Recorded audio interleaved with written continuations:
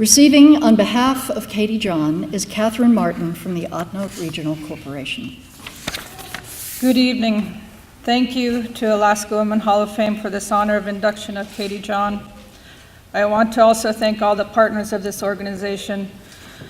My name is Catherine Martin, one of many grandchildren to Katie John, which that number is probably about a little over 250. And at this time, I would like to say we do have, or she has a lot of family here. If we could have the family stand up at this time and be recognized.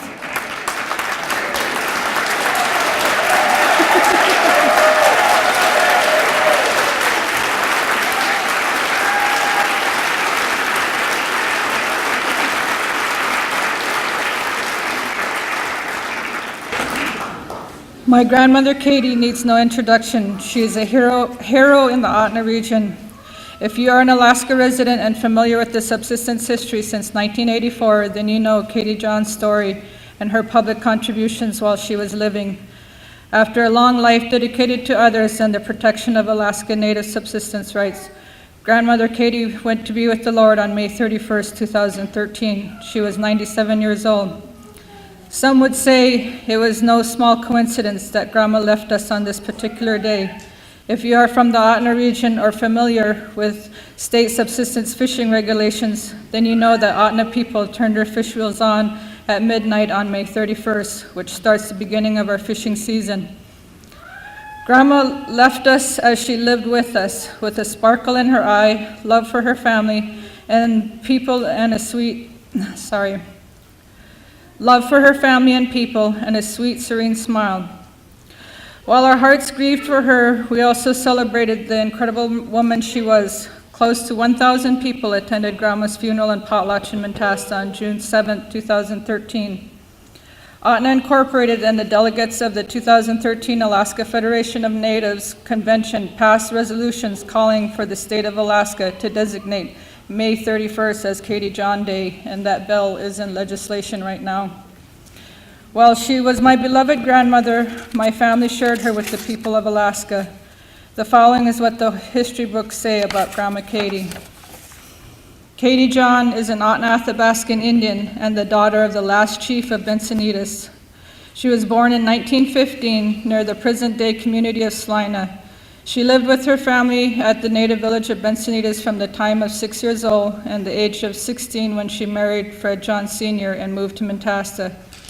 Baltzulneta, which means roasted salmon place, is a historic Upper Otno village and fish camp and is located on the confluence of the Tonada Creek and Copper River within what is now the Wrangell-St. Elias National Park. Katie's father was Charlie Sanford and her mother was named Sarah. The family and other Baltzulneta village members relied on the salmon for much of their food. Salmon was dried, boiled, fried, and sometimes roasted. It provided sustenance throughout the year. Baltzulneta is a sacred spot among the Upper Otno, who have fiercely defended this site for generations. Baltzulneta was occupied by the Upper Otno on a year-round basis until the mid-1940s, when the villages were relocated to Mentasta so that their children could attend school. The residents of Mentasta are nearly all from or have their roots in Baltzulneta. A few Baltzulneta people moved to Dot Lake, Northway, and other communities in the late 1930s or 40s, but continued to participate in the salmon fishery at Baltzulneta through family, friends, or by personally returning there to fish. This culturally rich upbringing was the basis for Katie John's decision in 1984 to take a legal stand with her traditional fishing area was closed off. Katie saw many changes in her lifetime. Basic survival meant living from what the land and rivers provided. Skills Katie learned from her parents and skills she passed on to her own children and others. Katie learned to speak English at the age of 14 while working for miners at Nabesna. While Katie never learned to read or write English, she was rich in traditional knowledge and the Otno language. Throughout her glorious life, Katie was a beloved traditional teacher who loved to share what she knew with family and anyone who came to visit, including Governor Tony Knowles. Their infamous last visit is well documented, and the two parted in mutual respect and with a better understanding for Katie's determination in fighting for the fishing rights of Alaska Native people. Based on her life's work, Katie John received an honorary law degree from the University of Alaska Fairbanks in May 2011. My grandmother was an amazing Alaskan. She is a symbol of Alaska Native subsistence rights. It is an honor to speak regarding her legacy. Our family is touched with the statewide support, recognition, and love for Katie John.